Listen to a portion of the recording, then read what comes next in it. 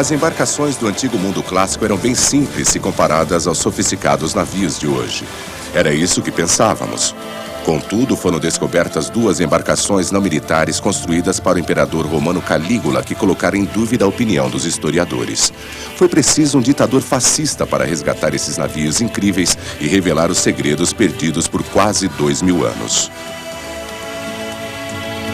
Esses navios eram os Titanics do mundo antigo. Descobertas da Antiguidade. Embarcações antigas. Distribuição de DAC. À medida que os povos ampliaram seus impérios, suas embarcações se tornaram mais complexas e sofisticadas. Nosso conhecimento de embarcações antigas cresceu à medida que os destroços de mais naufrágios foram sendo descobertos no fundo dos oceanos. Com as novas tecnologias da arqueologia marítima, estamos aprendendo cada vez mais sobre a tecnologia naval do mundo antigo e suas cargas preciosas. Uma descoberta feita na década de 1920 no Lago Nemi, a 24 quilômetros de Roma, revolucionou todos os nossos conceitos sobre as embarcações do mundo antigo. Barcos de tão grande porte e esplendor nunca tinham sido vistos antes. Mas quem construiu essas embarcações? O que elas poderiam revelar sobre a civilização que as criou? Quando os navios foram içados à superfície daquele pequeno lago vulcânico, sua verdadeira grandeza e complexidade se tornaram visíveis. As descobertas dos navios do Lago Nemi iriam reescrever a história. Resolver o mistério dos navios de Nemi tem sido o trabalho da vida de um homem, o Dr. Marco Bonino. Os navios de Nemi são muito importantes, em parte porque são os destroços mais completos desse período já encontrados. E também devido ao seu tamanho, esses navios eram realmente excepcionais. Os dois enormes navios revelariam segredos sobre os abusos do Império Romano. A bordo havia estátuas, esculturas e uma tecnologia tão incrível que só se acredita vendo. Qual era o significado desses artefatos de bronze? E o que esses navios enormes estavam fazendo tão longe do mar num lago isolado com apenas 1,5 km de diâmetro? Os navios de Nemi eram embarcações colossais. Mediam mais de 70 metros de comprimento e 20 de largura, o equivalente a 2 quadras de tênis alinhadas. No panorama do Lago Nemi, essas embarcações seriam impressionantes dentro do lago, dominando a paisagem.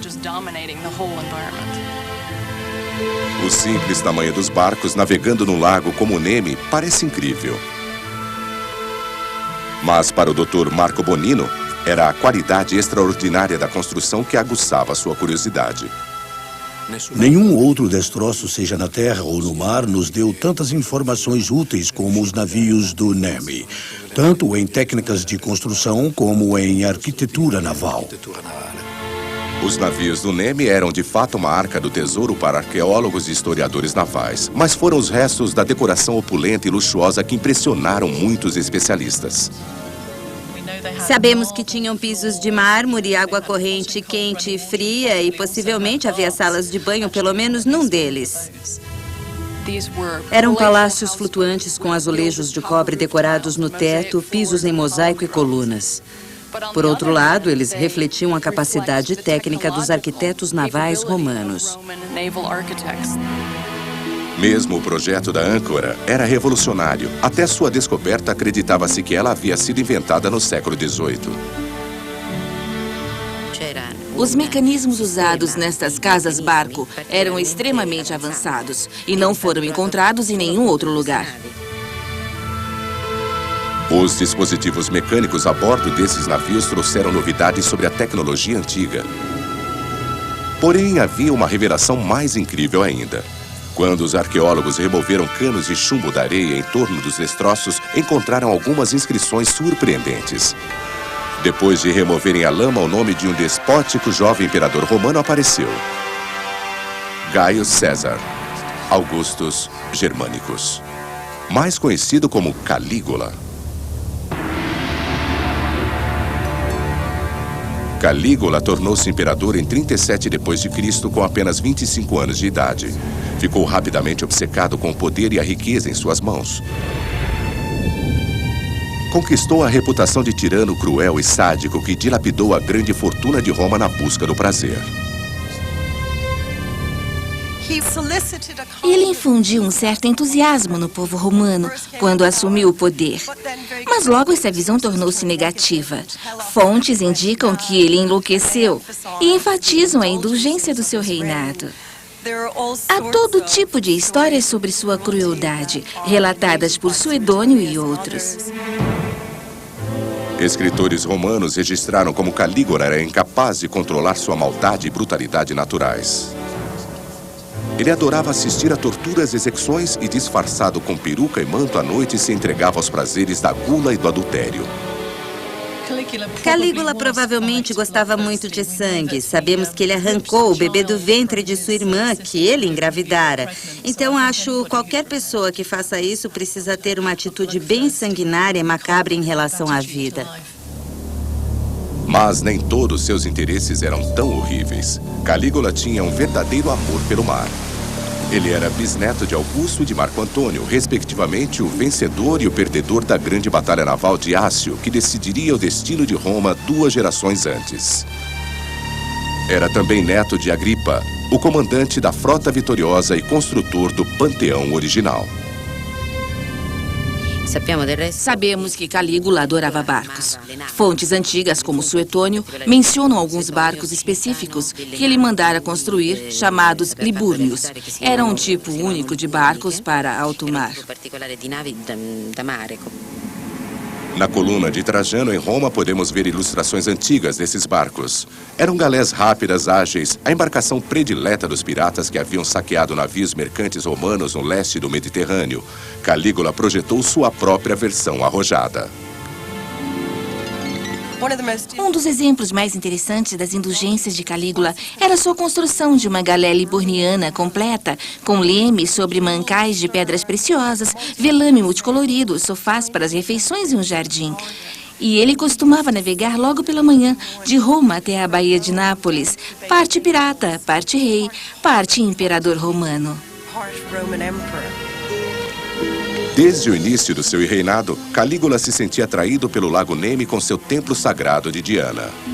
Era um lugar estranho e misterioso, longe da civilização, um lugar que os romanos achavam que os deuses e os espíritos de seus antepassados gostavam de frequentar. A deusa Diana era muito ligada ao Lago Neme.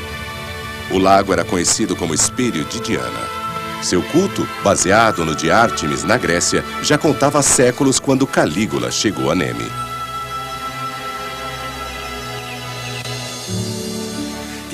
Como Ártemis, Diana era essencialmente uma deusa das matas e florestas. Uma deusa do mundo selvagem, não urbano, longe da vida cosmopolita de Roma. Mas ela também é associada a rituais de transição e iniciação. Calígula ficou obcecado com o culto sensual de Diana em Neme.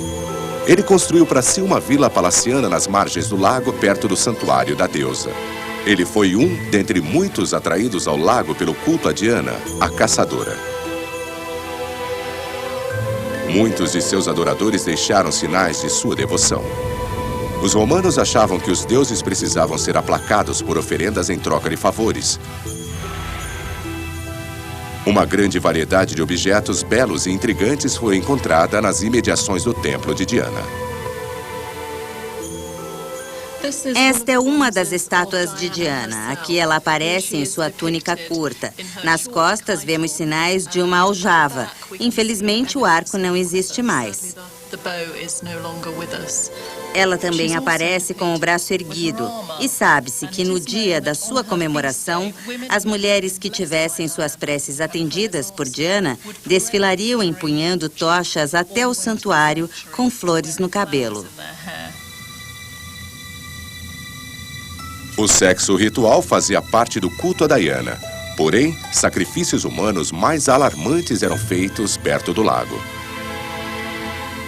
Durante escavações do século XIX, foi descoberta esta plataforma, supostamente onde eram feitos os sacrifícios humanos. A sinistra combinação de sexo e morte teria atraído Calígula. É mais do que provável que o aspecto cruel e sanguinário deste culto tenha interessado muito a Calígula. cujo caráter era marcado pela tirania e crueldade sádica, que seu biógrafo, Suetônio, descreve tão vividamente.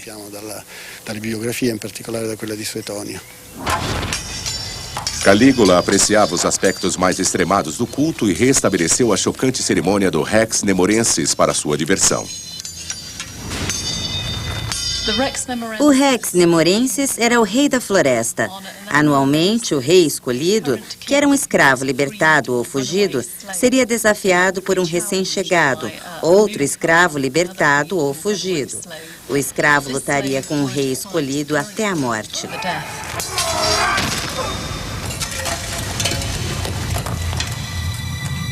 O culto a Diana permitia que Calígula explorasse atividades perversas e sanguinárias disfarçadas de cultos religiosos. O Lago Nemi era o lugar ideal para ele se permitir isso. Calígula queria dar à sua presença no Lago Nemi importância máxima. Um palácio não seria o bastante para ele.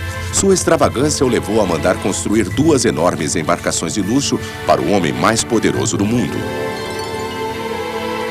Suas instruções foram que o primeiro barco deveria ser um templo flutuante, dedicado à adoração de Diana.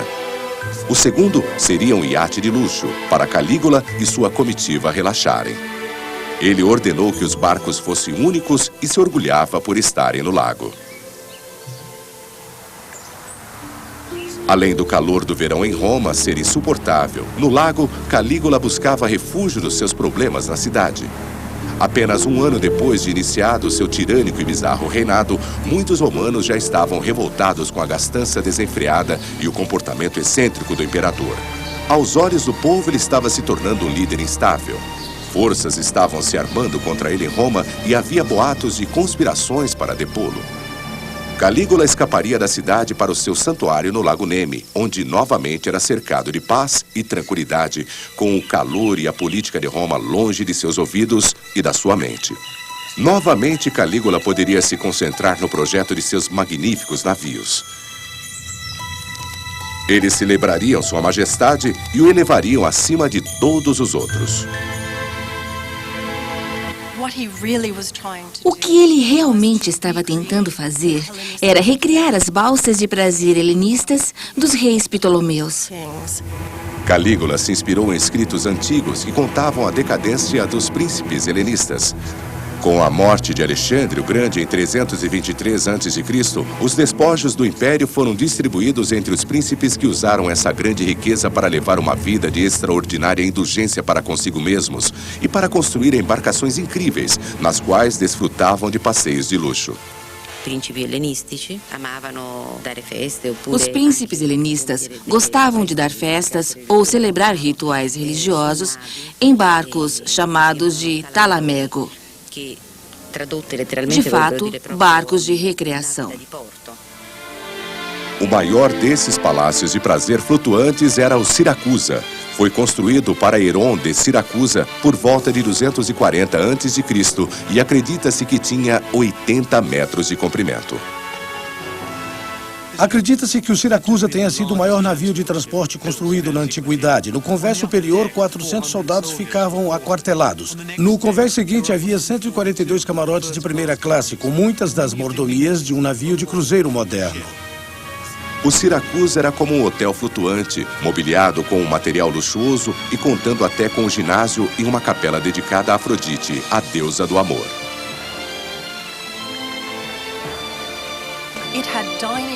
Tinha restaurantes, oratórios, passeios, uma biblioteca, tudo o que era importante nos palácios helenistas. Era um tipo de palácio flutuante. Ateneu nos conta que ele terminou em Alexandria porque era tão grande que não poderia atracar em nenhum outro porto do Mediterrâneo. Então Heron o deu ao rei Ptolomeu de Alexandria. Calígula estava ansioso não só para imitar, mas também para superar os príncipes helenistas de Siracusa e do Egito. Porém, num lago pequeno como Nemi, como construir uma embarcação tão grande? Foi montado um estaleiro provisório nas vizinhanças, talvez até no local do museu agora dedicado aos navios colossais. O estaleiro teria sido construído à beira d'água. Provavelmente onde estamos agora é o lugar mais óbvio.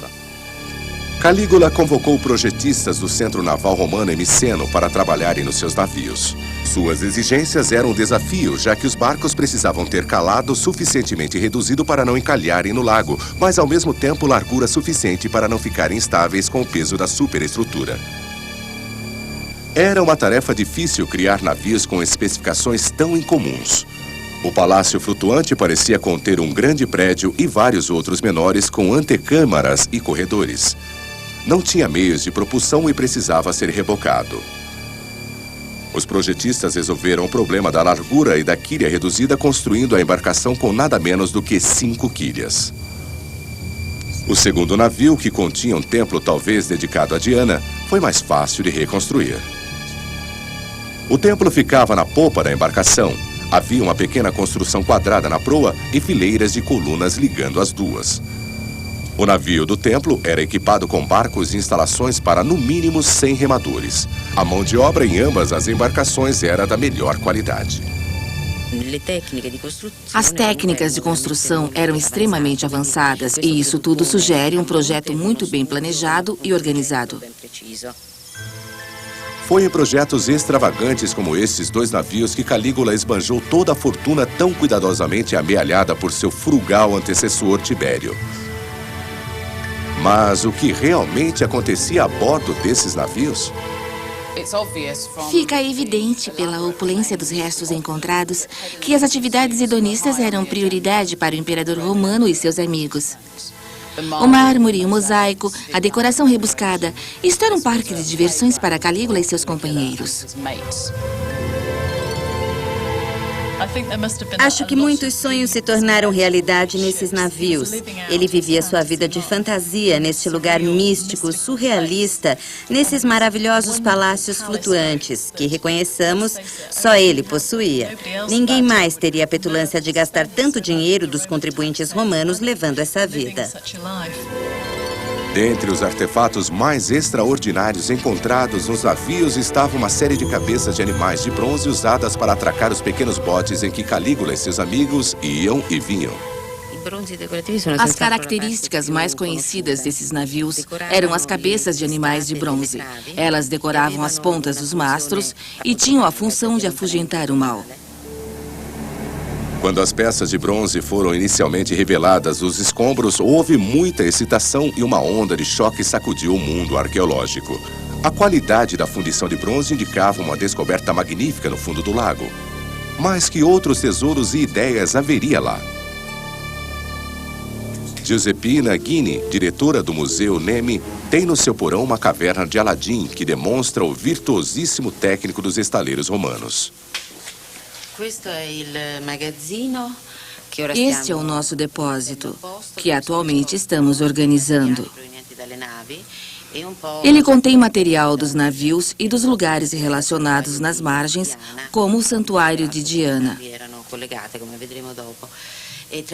O material dos navios inclui esses tubos de argila que apoiavam o piso e permitiam que ele fosse aquecido. Surpreendentemente, a descoberta desses tubos de terracota mostrou que essas embarcações gigantes tinham há mais de 2000 anos um elaborado sistema de calefação que permitiria ao imperador caminhar sobre um piso decorado aquecido. Os cilindros de argila ficavam numa camada de azulejos colocada no convés. Em torno do cilindro circulava ar quente aquecido por uma fornalha abaixo dos decks. Havia paredes entre as fileiras de cilindros, as quais sustentavam um piso coberto com um mosaico luxuosamente decorado. Os mosaicos a bordo, embora não tão grandiosos como este exemplo de Arles na França, teriam desenhos coloridos e intrincados. Durante as escavações foram encontrados pequenos fragmentos dos belos pisos dos navios.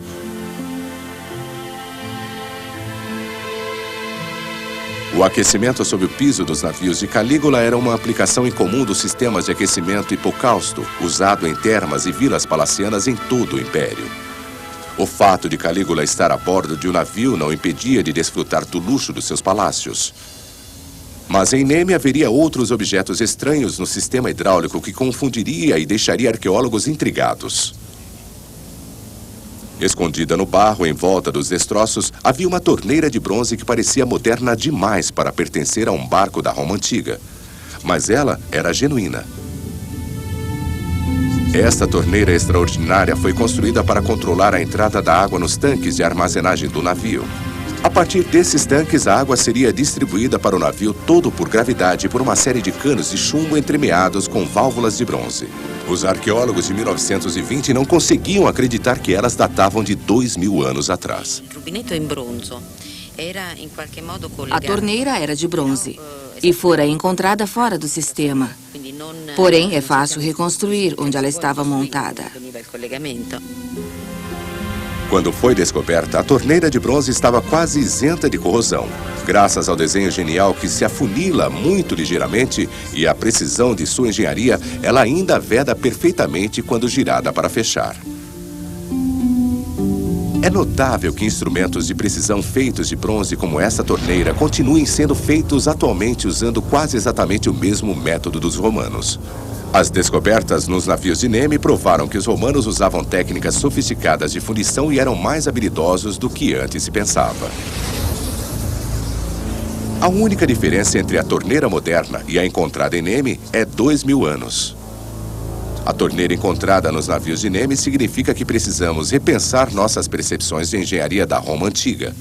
Contudo, a maior surpresa à espera dos arqueólogos era a construção complexa dos navios em si. Acho que se perguntassem a alguém hoje como se constrói um barco, certamente ouviriam que é montando um esqueleto de costelas e depois embrulham-se as tábuas para fazer o casco. Porém, na antiguidade, o processo era bem diferente. As tábuas do casco eram unidas em cavilhas e depois se acrescentava a estrutura, ou as costelas, que eram inseridas na casca existente. A construção em madeira dos navios estava tão bem preservada que permitiu aos estudiosos examinarem em detalhe as técnicas de construção de embarcações dos romanos. Mas havia outros exemplos dessa técnica, de fora dos limites do Império Romano. Em 1981, em Mainz, na Alemanha, foi descoberto um grupo de 5 embarcações romanas que estão expostas no Museu de Navegação Antiga de Mainz. O navio inteiro foi construído com encaixes macho e fêmea.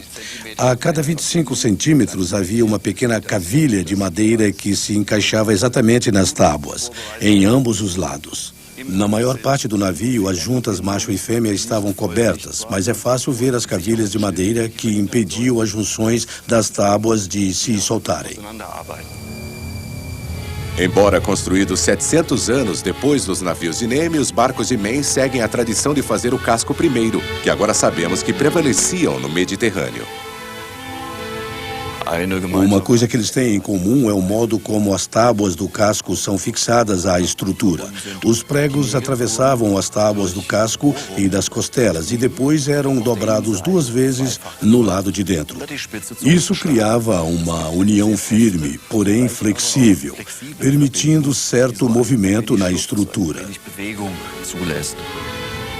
Alguns sugeriram que os pregos de ferro usados nos navios de Neme eram recobertos com uma camada de cobre para não enferrujar.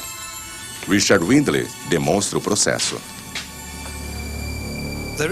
Há uma teoria de que os romanos usavam um processo de galvanização para impedir que os pregos enferrujassem. Vamos tentar demonstrar como esse processo funciona. A solução que temos aqui é uma mistura de nitrato de cobre com um agente ácido. E vamos colocar o prego na solução de cobre e o processo de folheamento deve acontecer.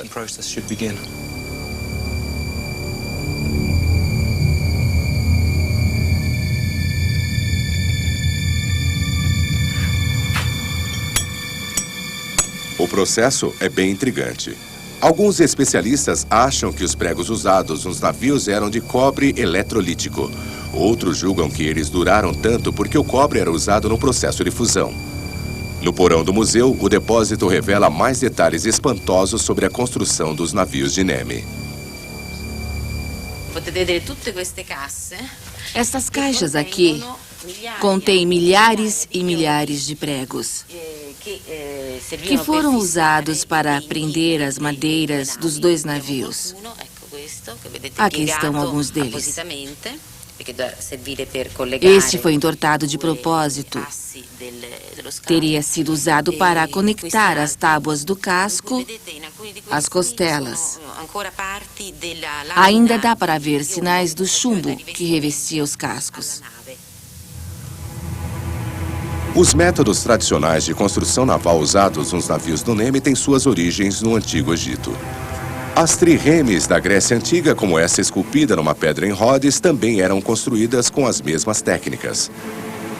Na época de Calígula, as ideias usadas na construção dos navios de Neme já vinham sendo usadas havia séculos em navios mercantes que cruzavam o Mediterrâneo. Mas os romanos tinham se especializado no desenvolvimento dessa tecnologia, essencial para sua infraestrutura. Cerâmica, vidro, metais, vinho e azeite de oliva eram mercadorias importantes no comércio, bem como os cereais que abasteciam os romanos. O vidro se tornou especialmente valioso, e a seda da China, incenso da Arábia e especiarias do Sudeste Asiático eram essenciais para o próspero estilo de vida romano, estilo que seria impossível manter sem embarcações confiáveis.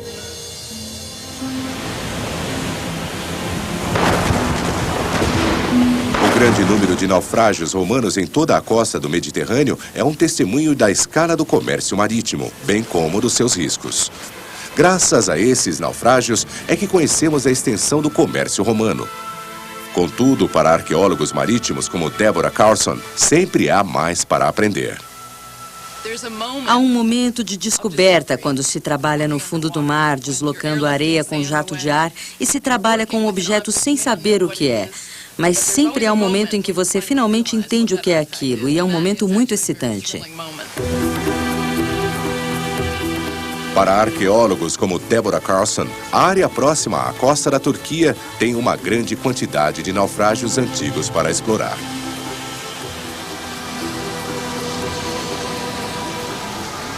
A correnteza por aqui é mínima. Quando chegarmos lá embaixo, procure não agitar o fundo, porque é bem arenoso e lamacento.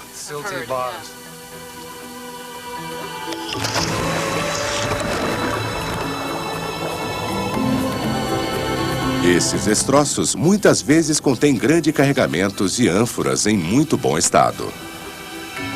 A ânfora, um jarro de argila com 2 alças, era um recipiente comum em que os mercadores no Mediterrâneo levavam mercadorias como óleo ou vinho. Os navios mercantes eram medidos pela quantidade de ânforas que conseguiam levar. O tamanho e a resistência das embarcações era crítico, então o comércio romano era eficiente. Contudo, no mar agitado, muitas cargas não chegavam ao destino. E em muitos casos, foi só graças à carga pesada que qualquer textura do navio que a continha conseguia resistir. No Mediterrâneo, os navios que se conservaram eram, na maioria, mercantes. Isso foi devido ao fato de transportarem alguma carga, de ânforas ou pedras, que os levou logo ao fundo, enterrando-os na areia que os preservou.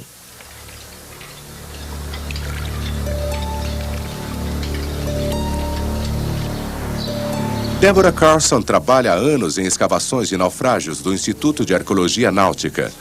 A sede do instituto fica em Bodrum, na Turquia. As expedições eram algumas descobertas incríveis perto da costa turca. Isso é parte de uma ânfora de um naufrágio do 5º século antes de Cristo.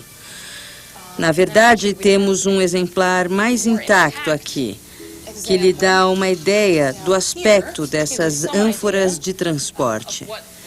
Ela comporta cerca de 25 litros de líquido. Suspeitamos que a ânfora contivesse vinho, porque vemos restos do revestimento de piche no seu interior e dá para ver um pouco aqui, perto do bocal. Num dos projetos arqueológicos mais produtivos do Instituto, um naufrágio romano mais recente em Yassiada, na Turquia, foram encontradas ânforas contendo água potável, vinho, óleo, molho de peixe, cereais, azeitonas e frutas. Também havia restos de roupas, calçados e dados de jogo, pertencentes à tripulação. A madeira dos destroços está sendo preservada no porão do Instituto. Estas bandejas contêm algumas madeiras do navio. Neste exemplo, vemos uma das costelas do navio, ou quadros, que foram conservados em polietileno glicol. Então é assim que a madeira do navio fica depois de estabilizada e conservada. Quando os navios do NEM foram içados à superfície na década de 1920, os arqueólogos descobriram que a madeira estava extraordinariamente bem preservada pela areia do lago e pelo material caído das pesadas estruturas que mantinha tudo no fundo. Contudo, muitos anos antes da descoberta dos navios, o pessoal da região havia percebido que algum segredo misterioso repousava no fundo do lago. A descoberta dos navios do NEM é realmente uma história em si que mostra de várias formas o desenvolvimento da tecnologia da arqueologia marítima. Mesmo em tempos medievais, circulavam boatos nas comunidades em torno do lago sobre o naufrágio de 2 barcos enormes que às vezes podiam ser vistos no fundo.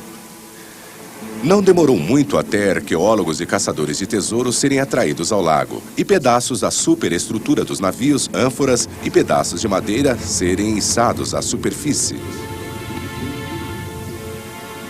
Durante séculos, o povo que habitava os Montes Albanos, nesta região, soube desses navios lendários no fundo do lago e foram feitas várias tentativas para resgatá-los e entrar neles.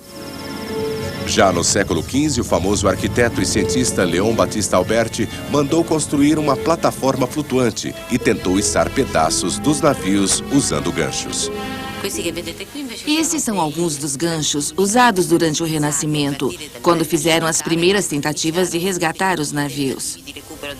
Tudo o que conseguiram foi arrancar pedaços de tecidos e decorações que acharam que valia a pena trazer para fora. No processo, destruíram boa parte da infraestrutura dos navios. Um século depois, outra tentativa foi feita por Francesco De Marchi. Esta foi a primeira vez que alguém tentou mergulhar com algum tipo de equipamento para isso. Disse que ele tinha um capacete de madeira com uma janela tipo escotilha, feita de vidro. Foi projetada por Leonardo da Vinci, mas sofreu algumas modificações. Passaram-se os séculos até 1827, quando os arqueólogos decidiram pendurar uma campânula metálica de uma plataforma flutuante no lago. Tiveram sucesso parcial, conseguindo resgatar pedaços de esculturas e do mosaico do piso. Então, em 1885, Lord Saville, o embaixador britânico em Roma, descobriu 1.500 peças incríveis perto do templo de Diana à margem do lago. Esta enorme coleção de artefatos foi posteriormente doada ao Museu de Nottingham, na Inglaterra. Ele se interessou por arqueologia enquanto esteve em Roma e fez várias escavações até obter uma licença para escavar em NEM como arqueologista-chefe. Deve ter sido maravilhoso quando todos esses objetos de adoração e estátuas começaram a aparecer. Perceber exatamente o quanto uma descoberta sua é importante deve ser uma sensação incrível. 10 anos depois, esta cabeça de medusa de bronze foi resgatada dos navios e as pesquisas sobre a viabilidade de recuperar as embarcações tornou-se mais intensa. A Marinha Italiana recrutou um mergulhador especialista para determinar a sua posição exata.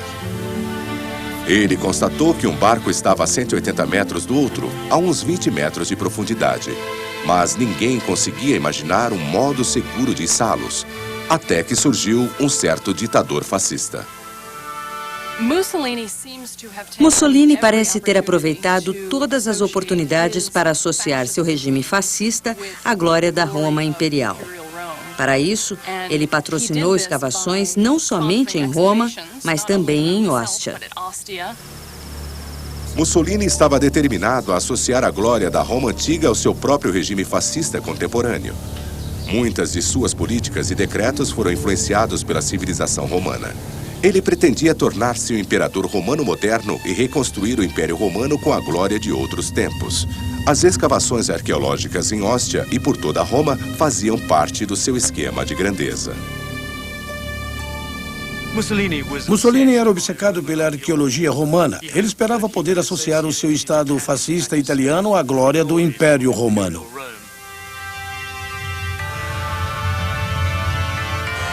Se conseguisse ligar a Roma antiga com a moderna, poderia atrair a classe média intelectualizada para o seu regime fascista. Os navios do Nemi poderiam ser uma importante arma política. As pessoas buscavam escombros de naufrágios por diversos motivos. E os de Mussolini, para atacar o Lago Nemi, eram bem dirigidos a ligar a sua pessoa àquele passado glorioso. E, efetivamente, torná-lo mais grandioso, maior e mais importante pela importância dos navios do Nemi em si. Ao se envolver com os navios do Nemi, Mussolini achava que poderia ser associado ao imperador romano.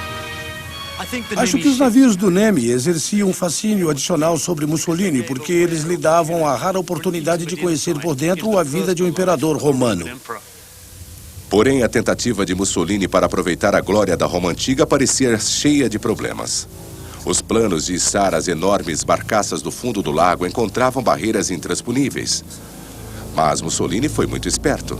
Ele exploraria a tecnologia da engenharia romana antiga para revelar os navios do Nemi ao mundo pela primeira vez em 2000 anos. Ele não içaria os barcos, mas abaixaria o lago. Para abaixar o lago, Mussolini usaria um túnel que havia sido cavado na encosta da colina acima do Lago Nemi séculos antes de Calígula nascer. Esta quase incrível obra de engenharia fora executada para proteger o Templo de Diana, à beira do lago, contra inundações. Surpreendentemente, os romanos haviam cavado um túnel de cerca de 1.600 metros de extensão através da montanha para baixar o nível da água do lago. Os arqueólogos de Mussolini descobriram a existência desse túnel na encosta da montanha e usariam um plano audacioso para ver se ele poderia ser utilizado novamente. Para Mussolini, o resgate dos navios do Nemi com a ajuda de tecnologia romana tão antiga tornou-se quase uma missão sagrada. Mussolini disse que era uma questão tanto de ciência como de orgulho nacional. Uma dívida de honra com a dignidade de nossa nação. Este duto romano, construído no IV século a.C., é uma das mais extraordinárias e menos conhecidas obras de engenharia no mundo inteiro. Esta área do canal é muito importante. Aqui podemos ver os sulcos para as comportas que regulavam a vazão no canal. As comportas mantinham o canal livre de galhos e entulho. As comportas eram operadas por escravos especialmente treinados e, assim, mantinham os efluentes limpos. Quando os romanos construíram esse duto, eles não apenas começaram num lado e foram até o outro. Assim, teria sido muito fácil. Eles tiveram duas equipes de escavadores, uma de cada lado da montanha, e suas técnicas de topografia eram tão precisas que as duas equipes se encontraram quase no mesmo ponto. Este é um local importante porque dá para ver os arranhões das picaretas dos escravos que escavaram este duto pelo lado do Lago Nemi, na direção do fluxo de água. Foi aqui que eles encontraram a equipe que vinha no sentido oposto. Aqui, as marcas de ferramentas vão no sentido oposto, contra o fluxo. Este é o ponto exato onde as duas equipes se encontraram. Em 20 de outubro de 1928, Benito Mussolini chegou ao lago para ligar as turbinas gigantes que bombeariam a água em costa acima para a boca do velho duto. Gradualmente, a água no lago começou a baixar. Foi um momento de triunfo quando as bombas começaram a puxar a água pela encosta. O que seria revelado no fundo do lago iria espantar o mundo inteiro. Os dois navios seriam vistos pela primeira vez depois de 2000 anos. Estavam incrivelmente bem conservados. O tamanho e o estado das embarcações surpreenderam até os arqueólogos. Mas, acima de tudo, esses dois navios e seu maravilhoso acabamento dariam novas provas da vida na Roma antiga.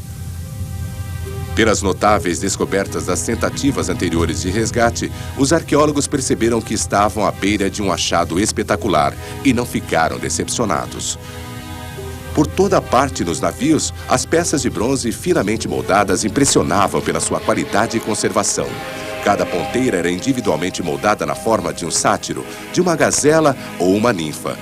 Muitos dos azulejos de cobre do forro sobreviveram e a maravilhosa cabeça de leão que encimava o leme, provida de um anel para sua fixação, estava quase em perfeito estado. Um enigmático braço de bronze revelou-se mais um símbolo para espantar olhares maldosos. Em pouco tempo, os arqueólogos estavam traçando plantas dos navios com detalhes de onde tudo fora encontrado. Antes da descoberta dos navios de Nemi, não tínhamos uma ideia muito precisa de como as embarcações antigas eram construídas. E quando eles foram içados, isso ofereceu a arqueólogos e arquitetos navais uma oportunidade de realmente estudar e apreciar exatamente o que se usava na construção de uma embarcação com macho e fêmea e cavilhas. Os conhecimentos aceitos da construção de navios antigos precisaram ser reexaminados. A escavação revelou que âncoras de pedra como esta já eram coisa do passado quando os navios de Calígula foram construídos. Informações excitantes surgiam à medida que uma grande quantidade de artefatos importantes de tecnologia antiga se revelava. Foi descoberta uma série de inventos mecânicos a bordo. Este complexo dispositivo de metal foi reconstruído pelo Museu de Nemi. É uma das diversas bombas de esgotamento do porão com caçambas e correntes usadas para remover o excesso de água das embarcações. Estas rodas d'água funcionavam com um sistema de correntes e pás ou pequenas bacias para tirar a água dos porões. Também havia bombas a pistão para o mesmo propósito, que também eram acionadas manualmente. Esta bomba manual era tecnicamente muito avançada. Ela usava a pressão do ar para deslocar a água em torno das embarcações. Baseia-se no projeto do inventor grego Tesíbio e é um dispositivo engenhoso. Mas que eficácia poderia ter uma bomba tão antiga? Certo, é assim que pensamos que seria a bomba do navio de Nemi. Esta é uma reconstrução, provavelmente numa escala de 1/3 ou 1/4. O que temos aqui basicamente é uma bomba de pressão que seria usada para erguer ou forçar a água em torno de um sistema de dutos dentro da embarcação. Tem cilindros duplos de dupla ação. A vazão de água é contínua em comparação com uma bomba de pistão único, onde o fluxo é intermitente. Quando se levanta a alavanca, a bomba pega a água no reservatório embaixo e a leva para cima. Ao baixar a alavanca, a água é empurrada por um sistema de válvulas na traseira da bomba. Do reservatório, a água pressurizada era distribuída pelo navio inteiro. Esse projeto é extremamente eficaz. Incrivelmente, as válvulas dentro da bomba eram feitas de madeira e bronze e ofereciam uma vedação muito boa. A bomba seria ligada aos tanques de água a bordo dos navios, onde se coletava a água da chuva que era armazenada para uso posterior. Mas as bombas não foram os únicos objetos encontrados a bordo dos navios que empolgaram os arqueólogos. Nos destroços dos navios havia uma plataforma com uma série de objetos estranhos de bronze. Depois de algum exame, concluiu-se que eram rolamentos de esferas romanos. Esta era uma descoberta espantosa, pois se acreditava que a primeira menção a rolamentos de esferas da história tivesse surgido no Renascimento, nos trabalhos de Leonardo da Vinci. Porém, estas descobertas eram 1400 anos anteriores a Leonardo. Foram encontrados 2 conjuntos de rolamentos de esferas. Mas para que eles eram usados? Alguns acreditam que eram parte de um mecanismo para içar a âncora do navio, mas outros acham que eles giravam a plataforma que apoiava a imagem de uma deusa. A plataforma seria acionada por um mecanismo abaixo do convés, fazendo a estátua se movimentar como mágica. Uma teoria é que a plataforma apoiava uma estátua de Diana. Porém, recentemente surgiu uma hipótese alternativa. Alguns acreditam que a chave para o comportamento estranho de Calígula seria uma obsessão com os governantes e deuses do Egito helenista.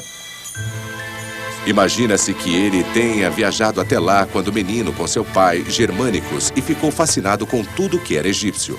Ele se interessou particularmente pelos deuses irmãos Osíris e Ísis. Parece que Calígula gostava de imitar o rei helenista do Egito, Ptolomeu IV, que se casou com a irmã e autoproclamou a ambos como reis divinos. Calígula também teve uma relação incestuosa com sua irmã e encorajava a adoração a Ísis. Não é por coincidência que após a conquista do Egito por Augusto, Roma importou muitas crenças e métodos de culto orientais. Mesmo aqui em Nemi, no santuário de Diana, essa deusa foi substituída por Ísis, supostamente durante o reinado de Calígula. Então seria esse o motivo de Calígula querer tanto construir para si um palácio flutuante de prazeres como os dos governantes helenistas do Egito? E foi o fascínio de Calígula com os deuses irmãos Osíris e Ísis apenas um modo de racionalizar a própria luxúria com sua irmã Drusila? Sem dúvida, relatos contemporâneos dizem que seu luto por ela após sua morte prematura foi de uma extravagância histriônica. Após a morte de Drusila, Calígula a endeusou, dando-lhe honras que nenhuma mulher romana jamais tivera antes e que nunca mais seriam dadas a qualquer outra. Então, sua ligação com os Ptolomeus talvez fosse muito mais pessoal. E ele os viu legitimarem esse relacionamento muito peculiar que ele parece ter tido com sua irmã.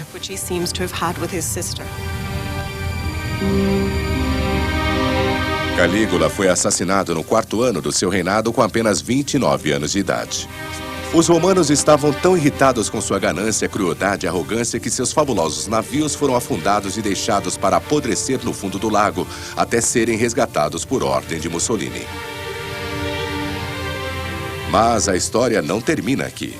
Um museu foi especialmente construído para os navios no local onde eles haviam sido construídos, à beira do lago. Os navios foram cuidadosamente manobrados para dentro dele e lá ficaram até perto do final da Segunda Guerra Mundial, quando o exército alemão em retirada lhes ateou fogo. Os navios do Nemi foram quase totalmente destruídos. Foi um desastre.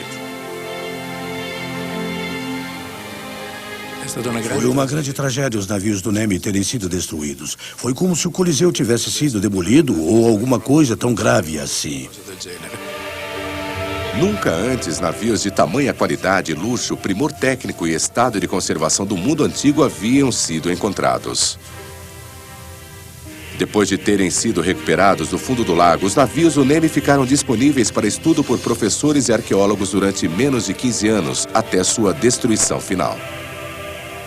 É algo que nunca poderemos recuperar. São informações perdidas para sempre. Restaurar o museu foi relativamente fácil. Mas o que poderia ser feito com os navios? A perda desses navios é irreparável. Não há embarcações equivalentes de Roma ou do mundo antigo. É uma perda imensa para nosso conhecimento da arquitetura naval e da engenharia na antiguidade. O museu, embora carinhosamente restaurado, parece estranhamente vazio. Embora alguns artefatos de madeira, como a âncora romana, tenham milagrosamente sobrevivido, os dois modelos em pequena escala dos navios são minúsculos diante da lembrança dos originais. Aqui se podem ver alguns pedaços de madeira que foram salvos do incêndio. Nós os restauramos recentemente. Há um pedaço maior à mostra, no andar de cima. Todos ainda têm sinais e até o cheiro de queimado. O desastre parece catastrófico. Apesar disso, a doutora Giuseppina Ghini e seus colegas do museu estão decididos a resgatar alguma coisa das chamas. Seus planos ambiciosos envolvem nada menos do que reconstruir um dos extraordinários navios de Calígula a partir do zero. Primeiro fizemos desenhos preparatórios para a reconstrução. Depois que terminei, entrei nos detalhes do projeto. Quando isso ficou pronto, dei aos construtores navais e eles fizeram aquela quilha que você viu lá fora. Reconstruindo os navios do Nemi, os arqueólogos esperam novamente fazer uma ponte entre os séculos e compreender os navegadores e construtores de embarcações da antiguidade. Os navios de Calígula fizeram-nos repensar os conceitos que tínhamos da tecnologia dos romanos. Anteriormente, pensávamos nos grandes barcos de prazer como mitos, mas os navios do Nemi nos fizeram reconsiderar. O que realmente espantou o mundo foi o tamanho dessas embarcações e sua tecnologia avançada. Um dia, se os planos se concretizarem, haverá uma réplica do navio do Templo de Calígula singrando o lago e novamente se mostrará ao mundo que esses navios eram os Titanics do mundo antigo.